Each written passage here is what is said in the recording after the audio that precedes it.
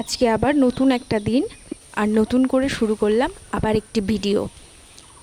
দেখো আজকের ওয়েদারটা কিন্তু দারুণ, সকালবেলা উঠেই মনটা ফুরফুরে হয়ে গেল।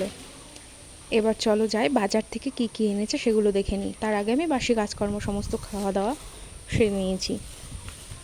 অনেক কিছু এনেছি কিন্তু আজকে সব তো একবারে রান্না করব না। আজকে রান্না করব ওলের ফোড়গুলো আর মাছটা রান্না করব। মাছ রান্না করব কচু দিয়ে আর বেগুন দিয়ে। তো দেখতে থাকো।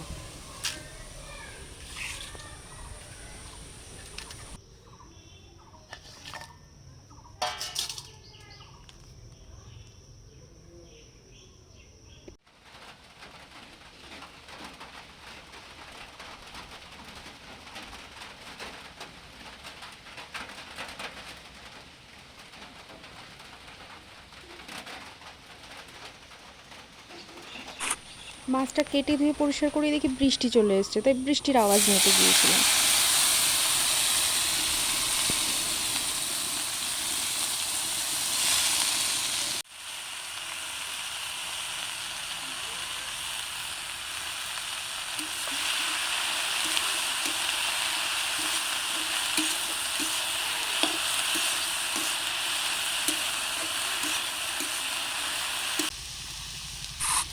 দেখো ওলের থোড়টা আগে ভালো করে লবণ দিয়ে ভাজা ভাজা করে নিয়ে জল টল বেরিয়ে যাওয়ার পরে হলুদ দিয়ে ভালো করে নাড়াচাড়া করে সামান্য একটু চিনি দিয়ে নামিয়ে নেবো। আমি বেশি কোনো মশলা দিই না, বেশ ভালোই লাগে খেতে। আর এটা না গালও ধরছিল না, দারুণ লাগছিল।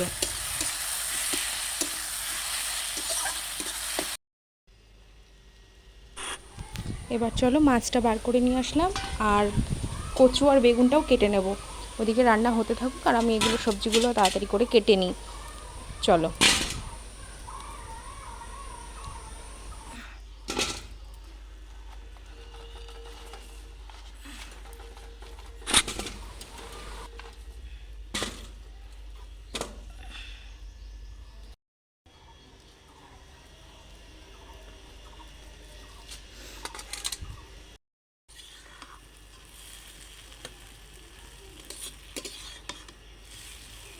ওলের থোড়ের তরকারিটা হয়ে গেছে, ওটা নামিয়ে নিলাম।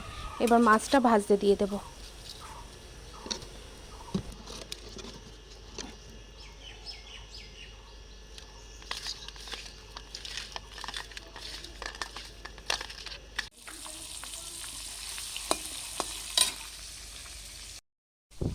ওদিকে মাছটা ভাজা হোক, আর এই কচু কাটতে প্রচুর টাইম লাগে, কিন্তু খেতে কিন্তু দারুণ লাগে।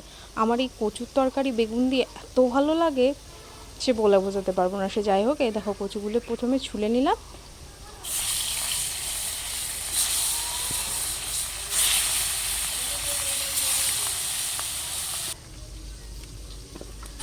এবার কচুগুলো একটা একটা করে সব কেটে নিলাম।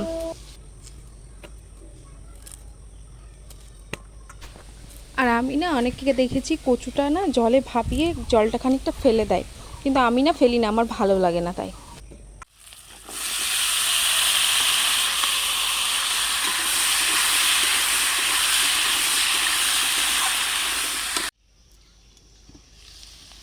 আমি কচু তেলের ওপরেই চাপাই, আমার না মনে হয় নাহলে কচুর যে রিয়েল স্বাদটা পাওয়া যায় না। যাই হোক, কচু সেদ্ধ হয়ে গেছে, এবার এর মধ্যে জল দিয়ে দিয়ে তারপরে বেগুনগুলো দিয়ে দেবো।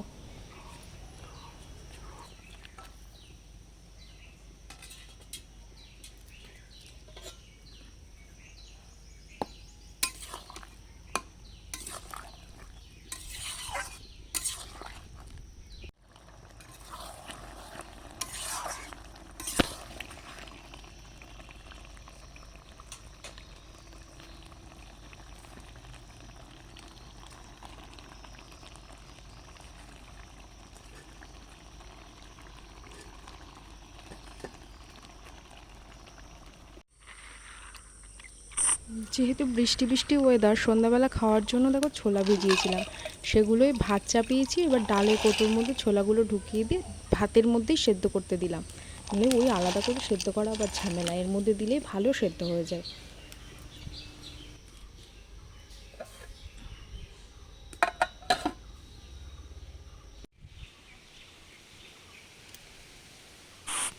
সকালবেলা কেমন একটা ওয়েদার ছিল, এখন দেখো আবার আকাশটা পরিষ্কার হয়ে গেছে, চান হয়ে গেছে আমার। আজকে ভাবছি জামা কাপড়গুলো এমনি দেওয়ালের সাইডেই মেরে দেবো, নইলে যদি আবার বৃষ্টি আসে আবার আমাকে তুলতে আসতে হবে।